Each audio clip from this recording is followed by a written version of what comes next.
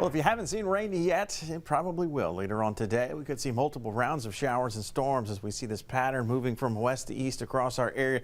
Got this big thunderstorm cluster right now over Irwinville. That's going to be moving to the north side of EBR Parish, so areas in Baker, Zachary. Keep a watchful eye on that. Some gusty winds, maybe even some small hail, and certainly some frequent lightning, so some sporadic power outages certainly possible. Most of the heavy rain storms kind of west of the Mississippi River right now. Isolated light showers right now flowing through Livingston, St. Helena, and Tangipahoa Hope parishes, but you can see how showers and storms starting to drift into our counties in southwestern Mississippi, right along Highway 61 right now as you make your way from Wilkinson into West Feliciana. We've got this sort of persistent rain that's currently falling right now down towards the coast. That may be actually where we see a bit of a reprieve for today. Not going to be completely dry, but certainly less active, I think, than what we're going to be dealing with as you go farther inland for today. But your turn will come as we go into Thursday morning. I think things will get a little bit more intense for you as the front begins to move into the area. So this is not really tied specifically to the front. This is just increased moisture, increased lift in the atmosphere, showers and thunderstorms on the numerous side. Now, Futurecast not doing the best of job of painting in the current picture, but it does tell the story. Off and on variety of showers and storms moving from west to east. Kind of limited rain chances towards the south, more so as you go towards the north through the day today. As we go into the evening hours, still some lingering showers and storms. Here we are paused at 6:30, so the evening commute home will have some treachery to it because of the wet, slick streets and the potential for some heavy rainfall, which could lead to some localized street flooding. We also could see some gusty winds, some one or two strong severe storms not out of the question for today.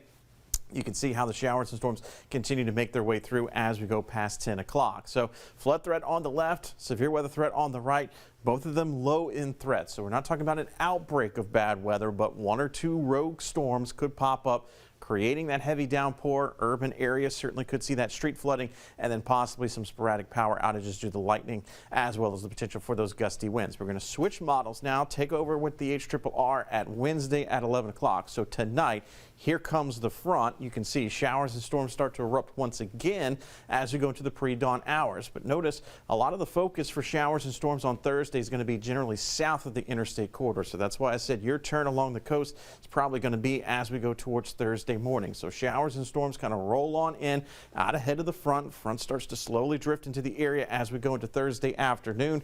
Still a lingering chance of a light shower or two as we go towards Thursday afternoon, but rain chances really going to be ramped up Thursday morning as opposed to Thursday afternoon. Going into Thursday evening and beyond, we get on the back side of the front. That's going to start to usher in the drier air, the less humid air, and even slightly cooler air. So it's not going to be feeling completely like fall.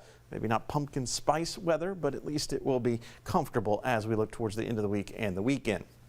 Amount of rainfall that we could see, according to the HRRR, we've got some localized bullseyes here of 3 and maybe even a spot of 4-inch rainfall total. That's certainly not out of the question, but notice majority of the numbers less than an inch of rainfall. So that's what we're going to be calling for, right around or just under an inch of rainfall. So let's call it football weather. That's kind of what we're dealing with as we make our way towards the end of the week. Our Friday night football forecast, you can see for high school action, temperatures from the 80s dropping down into the 70s. And then, of course, we've got the big Southern game on campus at 6 o'clock at the Bluff for Jackson State.